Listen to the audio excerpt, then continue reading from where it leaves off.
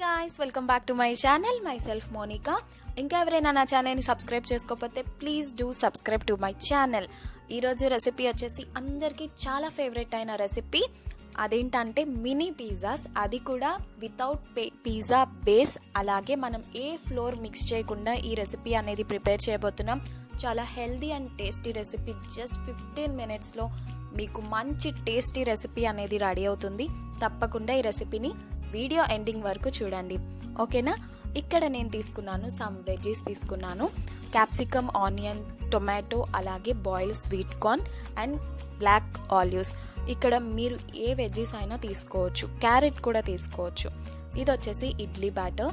మీ దగ్గర ఇడ్లీ బ్యాటర్ లేకపోతే దోశ బ్యాటర్ అయినా తీసుకోవచ్చు.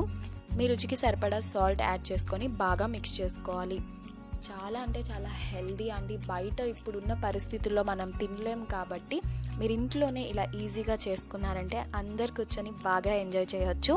ఇది వచ్చేసి optional step. Red chilli flakes add చేయడం వల్ల ఏంటంటే కొంచెం స్పైసీగా ఉంటుంది. బ్యాటర్లో కూడా మనం పైనే కదా వెజ్జీస్ యాడ్ చేసేది, నాకు అందుకే కొంచెం దాంట్లో ఆ స్పైసీనెస్ కావాలని చెప్పి నేను రెడ్ చిల్లీ ఫ్లేక్స్ యాడ్ చేసుకున్నాను. ఇప్పుడు స్టవ్ మీద ఫ్రైయింగ్ ప్యాన్ పెట్టుకొని కొద్దిగా బటర్ కానీ గీ కానీ యాడ్ చేసుకున్న తర్వాత 1 tablespoon బ్యాటర్ అనేది మీరు వేసుకోవాలి. మీ ప్యాన్కి ఎన్ని సరిపోతాయో అన్ని 1 tablespoon యాడ్ చేసుకోవాలి. 1 tablespoon అయితే కరెక్ట్గా సరిపోతుంది. మన మినీ పిజ్జాస్ అనేది వచ్చేస్తాయి. నాన్ స్టిక్ ప్యాన్లో చేయడం వల్ల మనకి కింద అంటుకోకుండా వస్తాయి, బాగుంటాయి కదా టేస్ట్ కూడా. ఎక్కువ ఆయిల్ అనేది పట్టదు, ఎక్కువ గీ కానీ ఆయిల్ కానీ ఎక్కువ, జస్ట్ 1 tablespoon అయితే సరిపోతుంది. చాలా హెల్దీ కూడా. ఇప్పుడు ఒక వైపు టర్న్ చేసుకుందాం.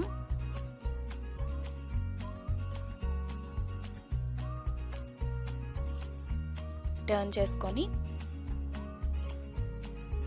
ఇప్పుడు దీని మీద పిజ్జా సాస్. ఇక్కడ మీరు పిజ్జా సాస్ అయినా అప్లై చేసుకోవచ్చు, లేకపోతే రెడ్ చిల్లీ సాస్ అయినా మీరు అప్లై చేసుకోవచ్చు. ఇక్కడ మీ పిల్లలు ఏవైతే తిన్నారో, అంటే క్యారెట్ తినకపోతే క్యారెట్, క్యాబేజ్, ఇవాళ ఇలా ఎన్నైనా సరే మీరు యాడ్ చేసుకోవచ్చు. కానీ చిన్న చిన్నగా చాప్ చేయడం వల్ల ఏంటంటే మనకి అక్కడ ఏం వేసామనేది కూడా మనకి బయటికి కనిపించదు. క్యారెట్ అవి మీరు బాయిల్ చేసి వేస్తే కనుక ఇంకా బాగుంటుంది. ఇక్కడ నేను బాయిల్ స్వీట్ కార్న్ యాడ్ చేస్తున్నాను.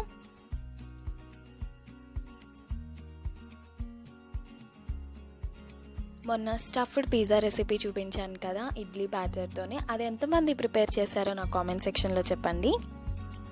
ఇక్కడ పైనుంచి రెడ్ చిల్లీ ఫ్లేక్స్ అలాగే ఆర్గానో ఇవి వేసాక జస్ట్ 5 minutes మూత పెట్టుకుంటే మన మినీ పిజ్జాస్ అనేది రెడీ అయిపోతాయి.